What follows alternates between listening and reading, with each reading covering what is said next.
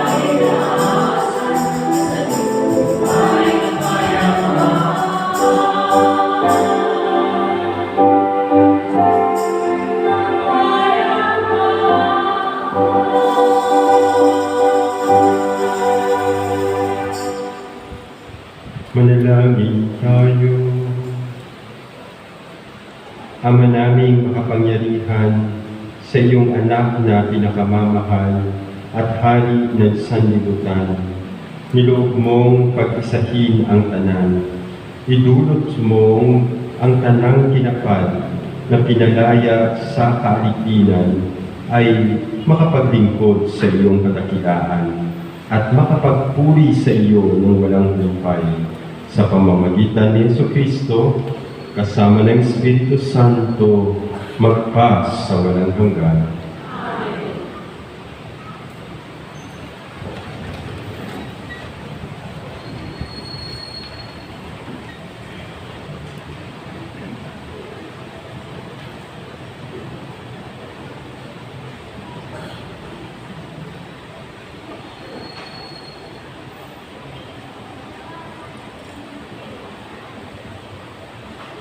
Pagbasa mula sa aklat ni Propeta Daniel. Samantalang ako'y namamahinga sa gabi, patuloy ang aking pagtaan.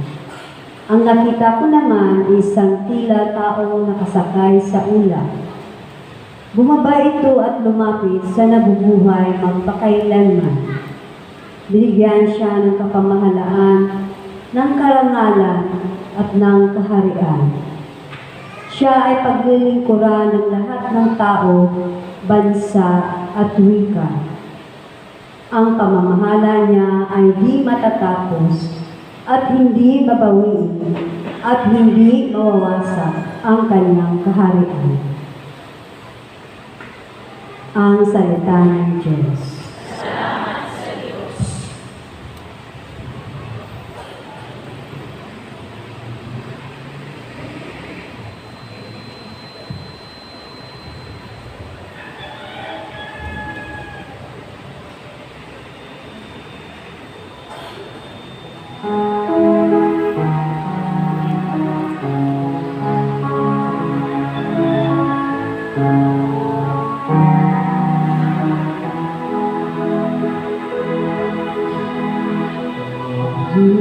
Panginoon ang naghahinga, ang damit niya't mahalika.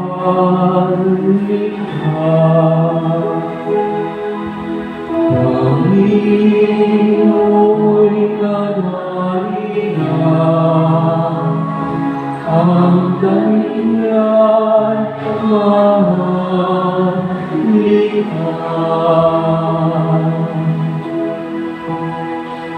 Panginoon, naghahalin na ang suot sa katawan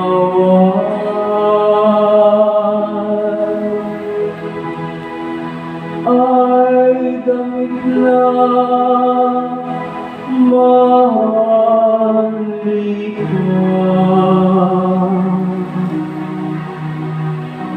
at bagban ng kalakasan.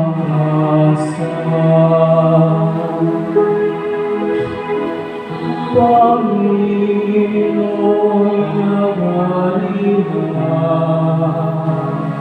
ang damit niya't mahalika.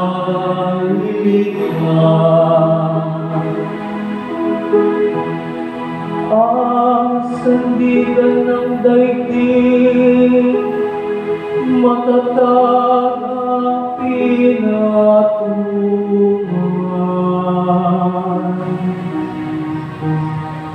Kahit anong gawin pa, hindi ito magagalaw.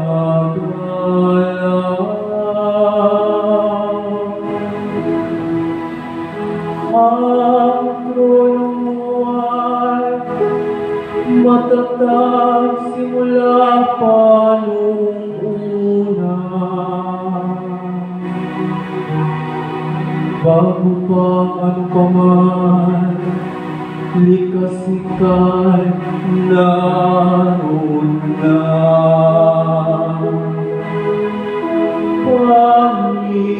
Panginoon naghahalin,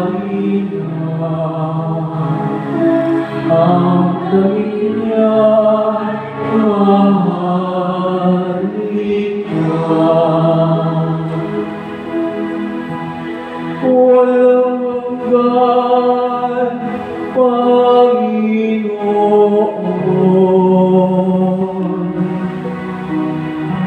Ang lahat ng tuntunin mo sa diyang banal at matatag. Ang samba iyong templo, Pangino'y naghari na. Ang damihan mahalika,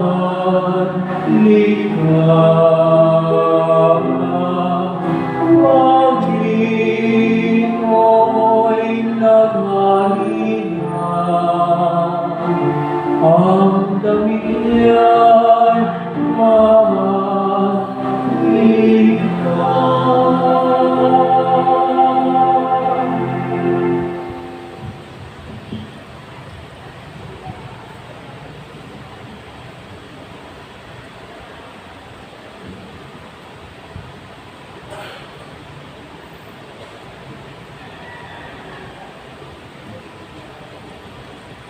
Pagbasa mula sa Aklat ng Pahayag. Sumahan sa inyo ang pagpapala at kapayapaan mula kay Jesucristo, ang tapat na saksi, ang unang nabuhay sa mga patay at hari ng mga hari sa lupa. Iniibig niya tayo at sa kanyang pagkamatay ay pinalaya niya tayo mula sa ating mga kasalanan. Ginawa niya tayong isang liping maharlika upang maglingkod sa Diyos at kanyang Ama bilang mga saserdote. Kay Jesucristo ang kapurihan at kapangyarihan magpakailanman. Amen. Pakatandaan ninyo, darating siyang nasa mga alapaang, makikita ng lahat, pati ng umulos sa kanyang tagiliran. Dahil sa kanya, iiyak ang lahat ng lipi sa lupa, magkakagayon nga. Amen.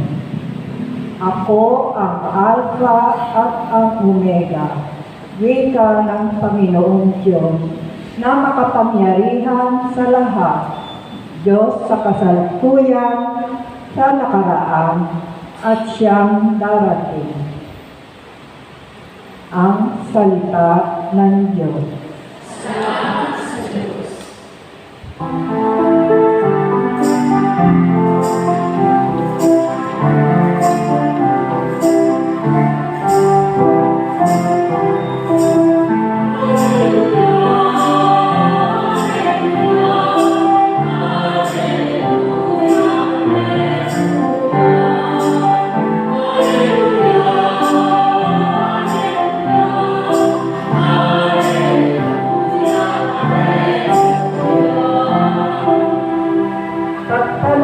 Dumarating sa ngalan ng Poong natin, paghahari kanyang angkin.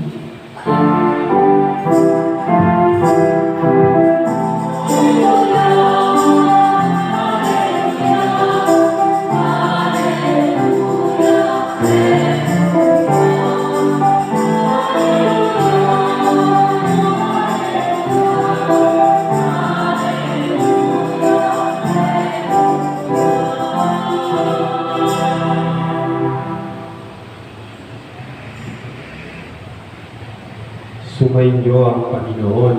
At sumainyo. Ang mabuting balita ng Panginoon ayon kay San Juan. Noong panahong iyon, itinanong ni Pilato kay Jesus, "Ikaw ba ang hari ng mga Hudyo?"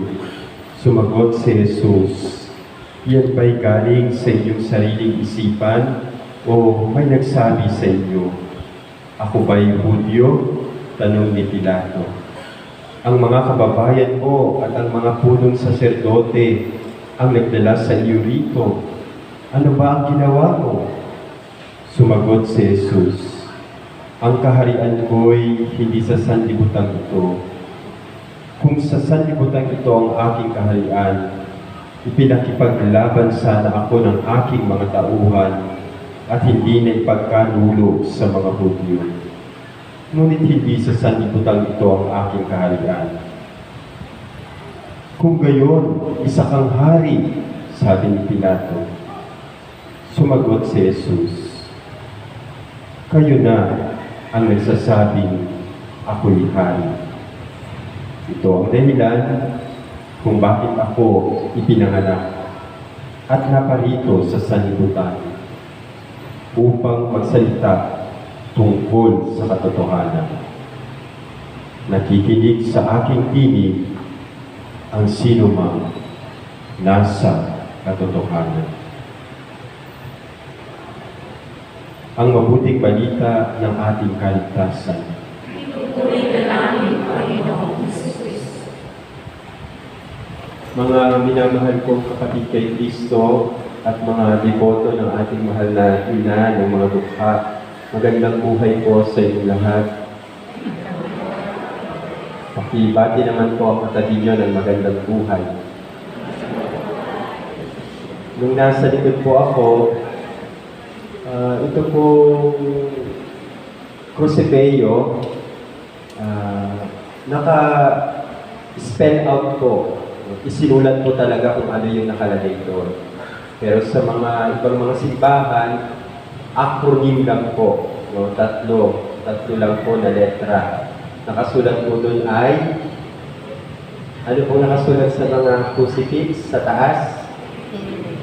Ano po? Hindi, wala pa kayong crucifix sa bahay nyo. Nakalagay po ay INRI. Tama po, no? Sabay-sabay na po tayo. Mother, ano pong spelling ng INRI? Baka hindi nyo po alam yung spelling ng INRI. No? I-N-R-I. Ano pong ibig sabihin nun, Father? Ang ibig sabihin nun, Ilocos Norte, Region 1. Kaya si Jesus ay Ilocano. At dahil Ilocano dito'y, meron bang Ilocano dito? At dahil Ilocano. So, naimbag na manang kada kayo ang amin. So, Ilocano ba si Jesus, Father? Hindi. Isa siyang Hudyo. Yung INRI na yan, ang ibig sabihin niyan ay Latin inscription, no? Ibig sabihin doon, nilagyan nila si Jesus ng Latin inscription doon, ang ibig sabihin ay Jesus Nazarenus Rex Judeorum. Father, ano pong ibig sabihin yun? Latin pa rin yun. Jesus of Nazareth, King of the Jews. Jesus na taga-Nazareno, hari ng mga Hudyo. Kaya si Jesus ay tinawag nilang hari. Pero anong klaseng hari? Hari ng mga Hudyo. Hindi naman si Jesus hari ng mga Hudyo. Akala po kasi nila, tandaan po natin nung pumunta si Jesus sa kanyang pagpasok sa Jerusalem, natandaan niyo po ba yung Palm Sunday? No, yung Sunday ng Palaspas, di ba? Meron po silang mga palaspas at sila ay nagsisigaw na dumating na ang hari, no? Kaya sila ay naglagay ng carpet, tapos yung kanilang mga damit nilagay ni Kaplo, tapos dadaan si Jesus. Akala nila si Jesus ay isang hari na kung saan muling babalik ang kasaganahan, ang pagiging matatag na bayan at talagang napakalakas, no, at hindi matitinag na bayang Israel noong panahon ni David, no, Haring David. Davidic kingdom, no, kaharian ni David. Akala nila si Jesus ang muling magbabalik ng ganong kaharian. Isa siyang political king, no?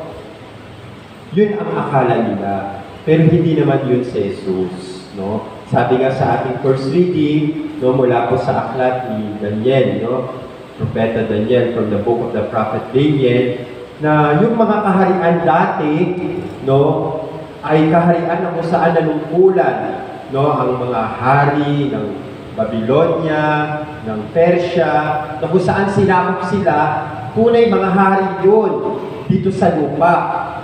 At kung sila ay naging hari, hindi sila naging mga mabuting hari.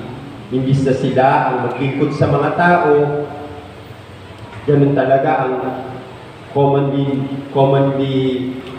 understanding, no? Yun ang pagkaintindi. Kapag ikaw ay hari, ikaw ay pinagsisilbihan, no? At marami sa iyo, no? Ikaw ay tinitingala para kang Panginoon, no? And so on and so forth, no? Kaya bilang mga makapangyarihan, sila ay minabuso nila ang kanilang kapangyarihan. At ang mga maliliit na tao, lalo-lalo na mga Israelita, mga alipin, talaga sila ay pinahirapan. Sila ay inabuso.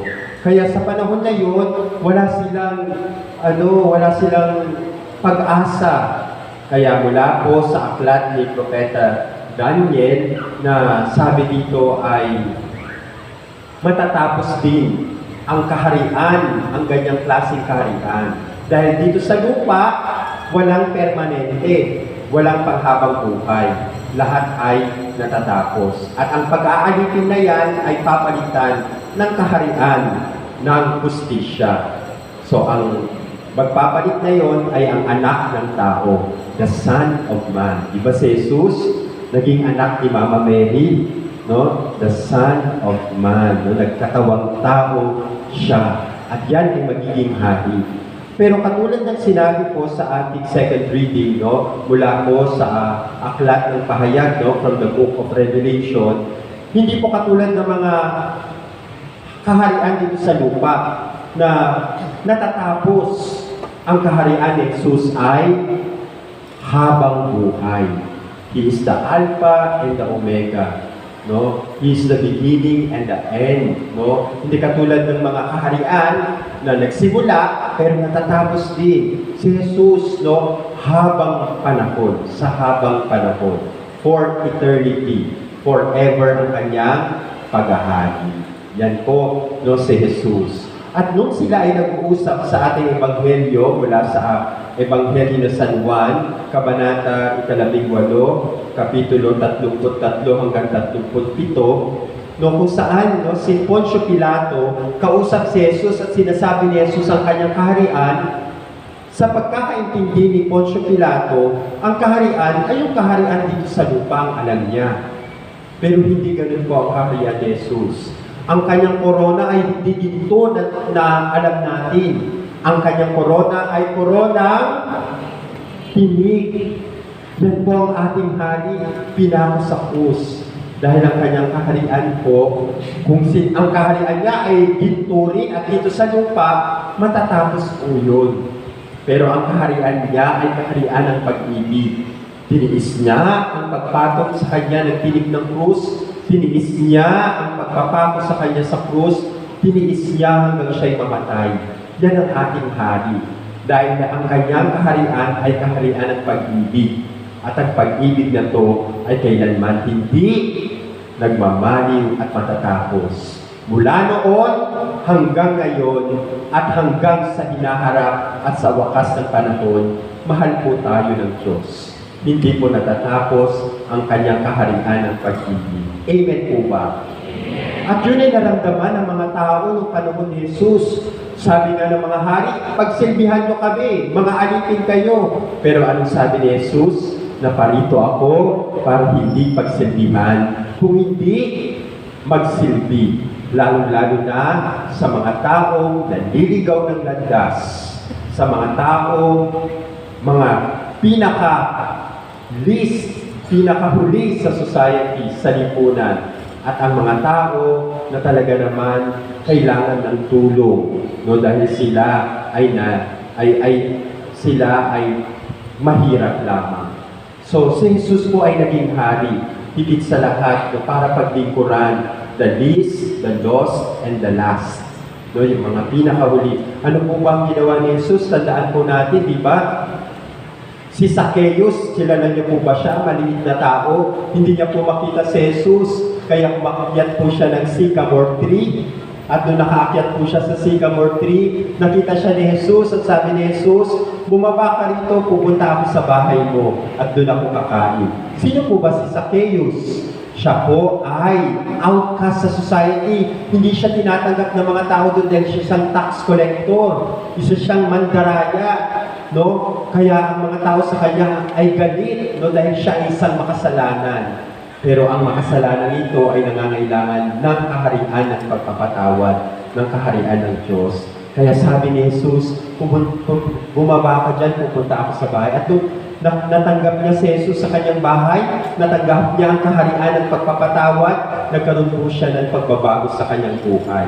Kaya ang sabi niya, kalahati ng aking kayamanan, ibibigay ko sa mga mahihirap. At kang may dinaya po ako, 4 na beses ko ulit itong papalitan. Dahil natanggap niya ang kaharian ng Diyos, ang kaharian ng pagpapatawad, hindi po ang kaharian dito sa lupa na alam natin, kundi ang kaharian ng Diyos ng pagpapatawad at pag-ibig. Dahil sa ganoon natanggap niya, nagkaroon ng pagbabago ang kanyang buhay. At tandaan din po natin, di ba yung babae na huli siyang nakikiapit? Kaya sa mga Hudyo, kapag ikaw ay nahuli ng mga na nakikiapit, no, on the act, no, caught in the act, should I say, no, nahuli ka, na nangangalunya, na naharap-harapan, nakita ka, ikaw ay babatuhin hanggang mamatay, stoned to death.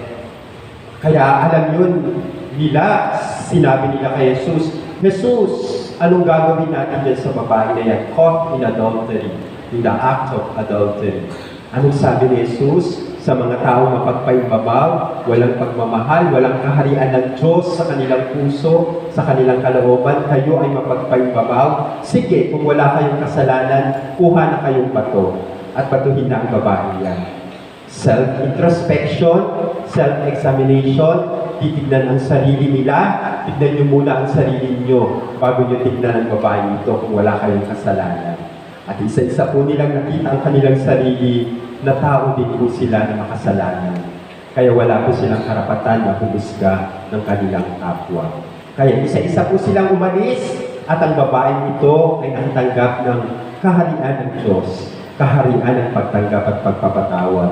Never did God condone such a sin. Yan ay tunay na malaking kasalanan against the 6th commandment. Ika-6 na utos ng Diyos, huwag kang mangalunya. No? Kaya sabi ni Jesus, hindi ko pinapahintulutan ng ganyang gawain. Pero pinapatawad ka na ng Diyos, kaya simula ngayon, malaya ka na at huwag ka na muling magkasala. Nakatanggap po siya ng kaharian ng Diyos, ng kaharian ng pagpapatawad. At ang kaharian na ito ay hindi lamang basta sinasabi o sa isip lamang. Tandaan po natin, kahit po yung si Bartimeus na isang bulag, wala po siyang kwenta sa lipunan. He's one of the least in the society. The last in the society. Dahil siya po ay isang bulag, wala kang kwenta sa lipunan. At tinatawag niya si Jesus, Jesus, anak ni David, pagalingin po ako, maawa ka sa akin. Naririnig ng Diyos ang tawag ng taong nangangailangan ng tulong. At dahil na pang nilaksan, dahil ang mga tao ay huwag mong guluhin ang aming master. Sabi nila, huwag mo siyang nagipalain, kaya lalo siyang sumigaw. Dahil yun lang ang kaya niyang gawin dahil hindi siya nakakakita. Naririnig ni Jesus ang iyak ng taong mahirap. Kaya nilapitan siya ni Jesus. Sabi niya, palapitin niyo ang taong yan sa akin. At lumilapit, ano ba ang nais mo? Gusto ko po muling makakita. Domine ut videra, Lord, that I may see. No, dahil sa iyong pananampalataya, hindi man siya ginawa ni Jesus, walang ginawa si Jesus, pero sa salita lamang ni Jesus. Ngayon, may babalik na dahil sa iyong pananampalataya, ang iyong pagtingin. Makakakita kang muli. My dear brothers and sisters in Christ, ang pag-ibig at kaharian ng Diyos ay hindi lamang basta-basta sa salita lamang, kundi ipinapakita sa gawa. Kaya nung si Jesus, nakita niya ang mga tao, kapag ito ay pinaalis ko, marami sa kanila ang magugutom. At Baka sila ay matomba pa, nagugutom na sila, at hating gabi ito may mga mababangis na hayop sa disyerto. Kapag sila ay pinalis ko, napakarami nila, 5,000 lalaki, hindi pa kasama ang mga bata at mga babae. Pero sa pamamagitan lamang ng 2 isda at 5 tinapay, ang Panginoon ay nagpasalamat sa Diyos Jesus at nagmilagro, the multiplication of bread. Napakain niya ang maraming tao na nagugutom. Yan po ang kaharian ng langit. Sabi niya ni Jesus, no, ako ay tinalaga sa banal na Espiritu Santo. Ako ay naparito upang magbigay ng mabuting balita sa mga naghinikahos. Upang ang mga bulag ay makakita, ang mga pipi ay makapagsalita, ang mga lumpo ay makalakad. At ang mga bilanggo sa kasalanan, bilanggo literally, sila ay makalaya. No? Kung sa karamdaman man, sila ay gumaling. Ayan po ang kaharian ng Diyos na hindi po naiintindihan ni Poncio Pilato. Akala niya, hari may corona, pinagsisilbihan ni so forth. Hindi po ganon. Yan ang kaharian ng Diyos. The proclamation of the kingdom of God is the proclamation of love and service. Kaya po yun ang hamon sa atin. Maging bahagi ng kaharian ng langit dito sa lupa para ng sa langit. Paano tayo makakabahagi dito sa lupa? Sabi ni Jesus, nung ako ay nauuhaw, ako ba ay inyong pinainom? Nung ako ay nagugutom, ako ba ay inyong pinakain?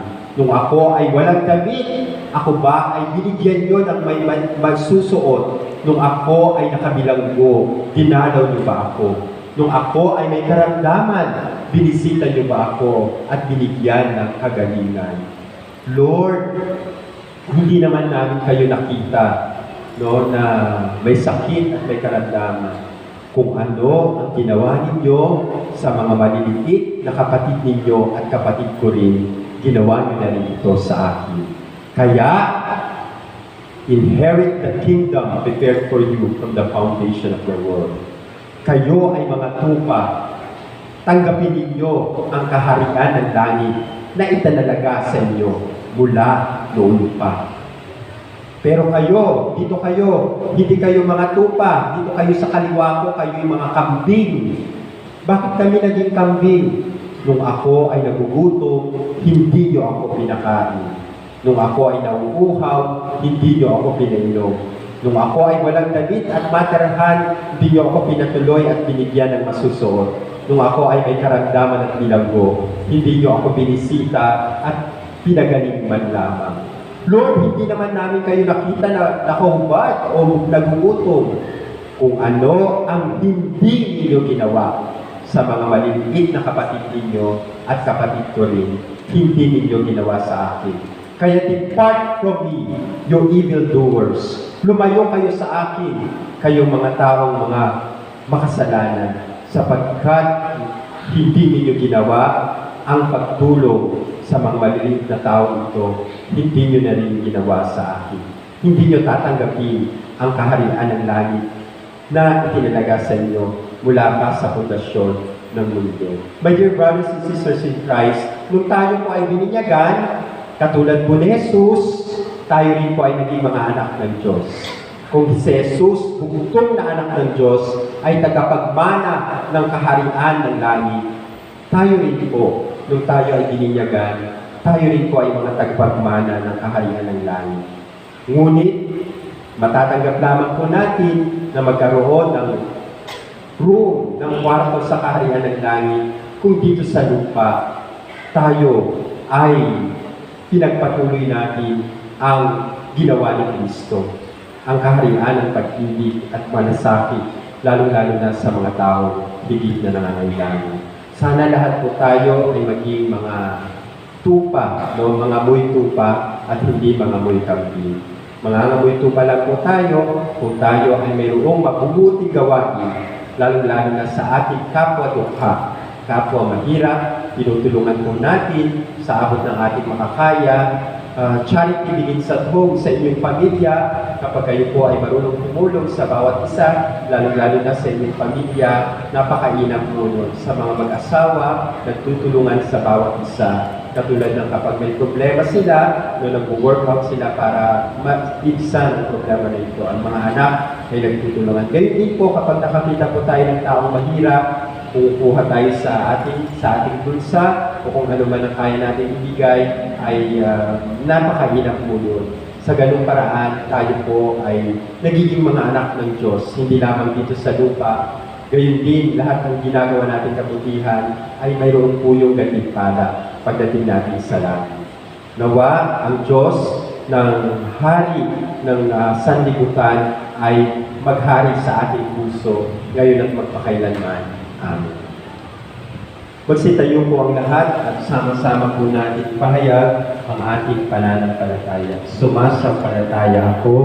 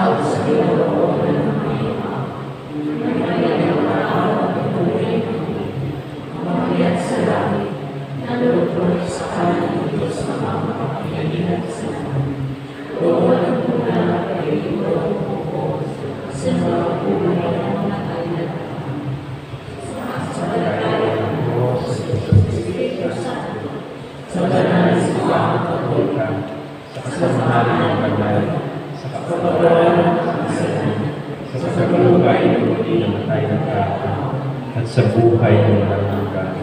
Amen. Lumapit tayo sa ating Diyos Ama upang maging ganap ang kanyang paghahari at kalooban dito sa ating bayan, gaya ng sa langit.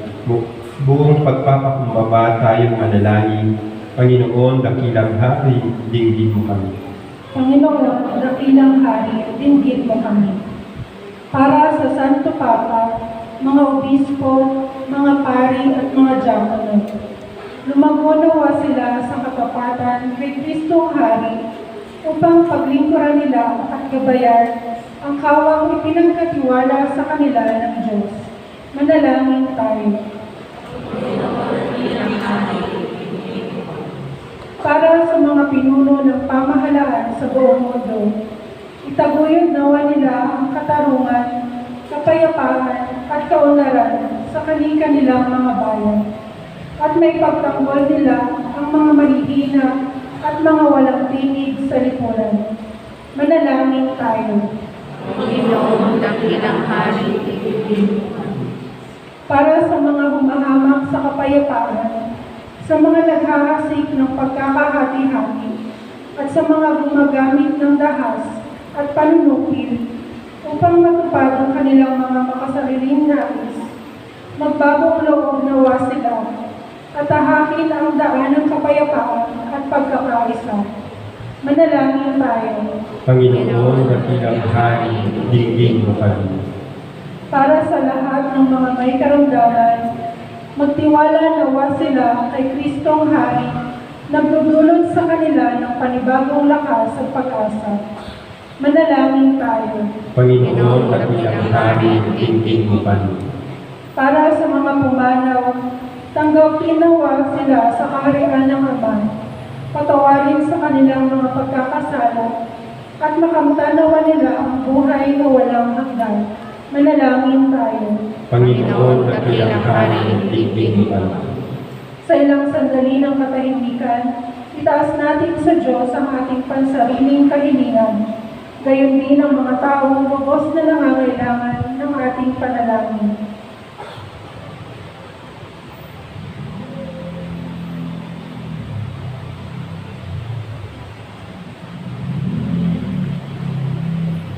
Manalangin tayo. Panginoon, dakilang hari, dinggin mo kami. Diyos Ama, itulot mo kami maging mga tapat na alagad ni Kristong aming tagapagligtas at hari. Sa gitna ng mga hirap sa buhay na aming pinagdaraanan, Maging lakas nawa namin siya na naghahari kasama mo at ang Espiritong patuloy na gumagabay ngayon at magpakailanman.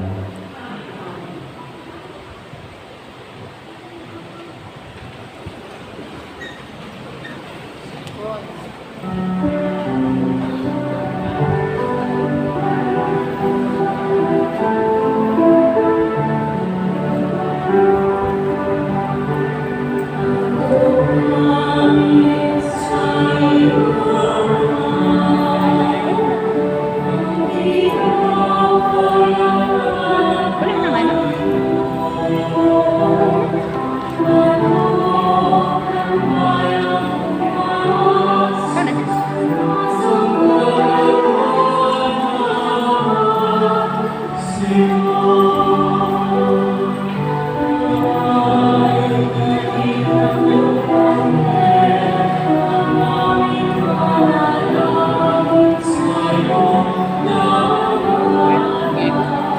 Meron ba?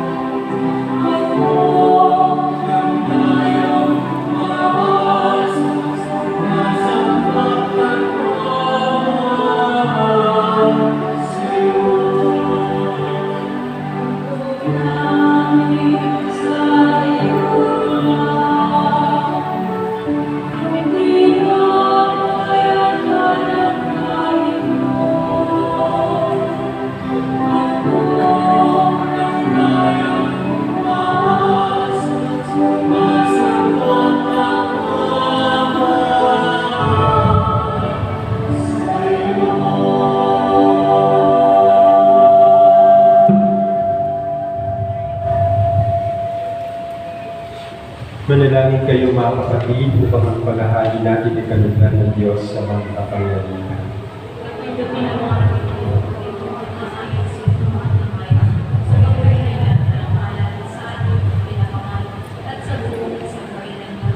Ama naming lumikha sa paghahari namin ng mga alay sa ikapagkakasundo ng isang katauhan. Iniluluhog namin ang iyong anak na way magbigay ng mga kaloob na pagkakaisa at kapayapaan sa pamamagitan niya kasama ng Espiritu Santo magpa sa walang hanggan. Sumainyo ang Panginoon. Itaas sa Diyos ang iyong puso at diwa. Pasalamatan natin ang Panginoong ating Diyos. Ama naming makapangyarihan, tunay ngang marapat na ikaw ay aming pasalamatan. Hindi lang mong tagapaghain ng tanan, ang iyong anak na Panginoon ng sanlibutan.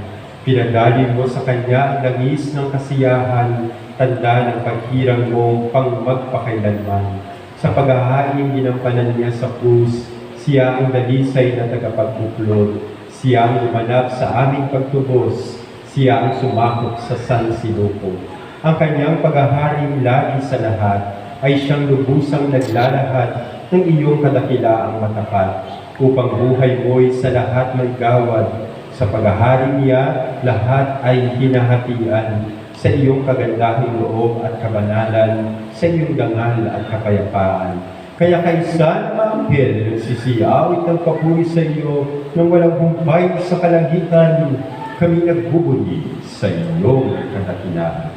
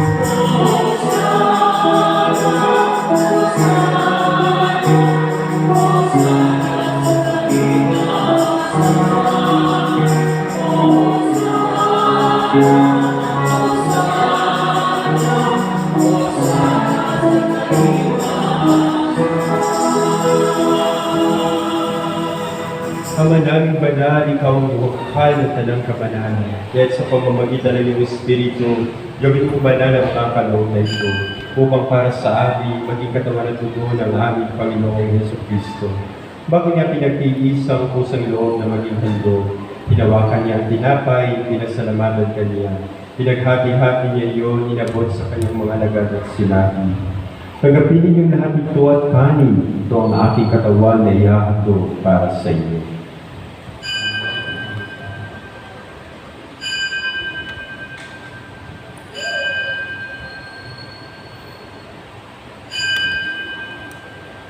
Ganyan din naman nung matapos ang hapunan, hinawakan niya ang kalis, muli kanyang pinasalamatan, niabot niya ang kalis sa kanyang mga alagad at sinabi, "Tanggapin ninyong lahat ito at inumin.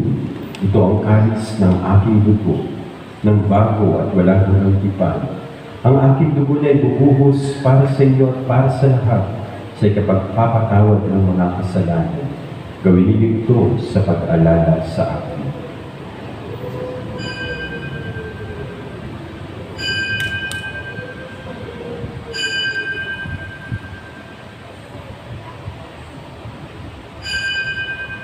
Ipagmuli natin ang misteryo ng pananampalataya.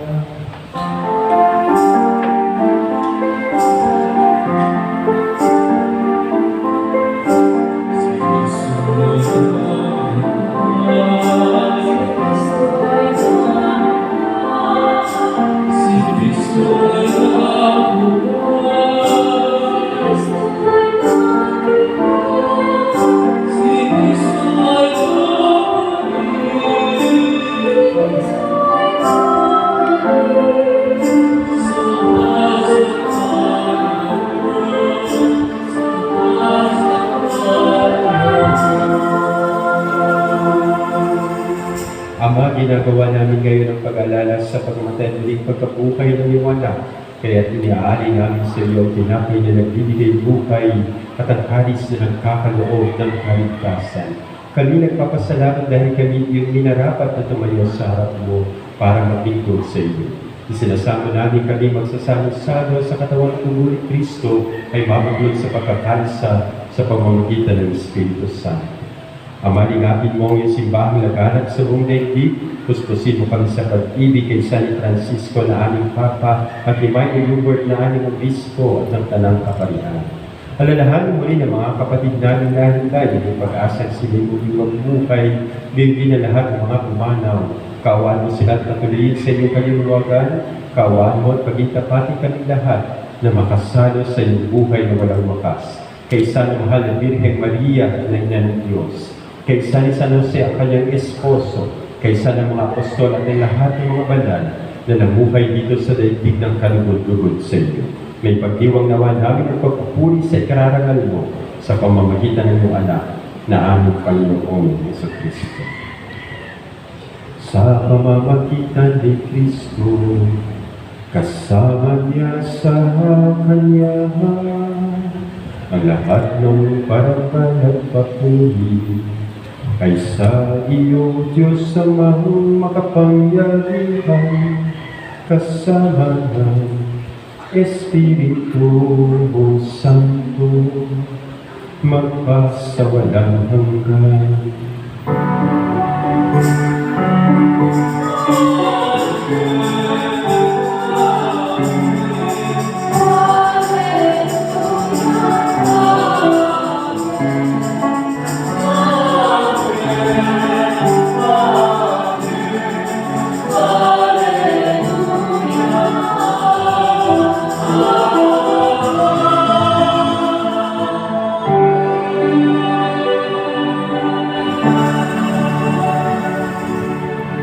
Sa tagubilin ng mga nakagagaling na utos sa turo ni Jesus na Panginoon natin ang Diyos, ipahayag natin ang lakas loob.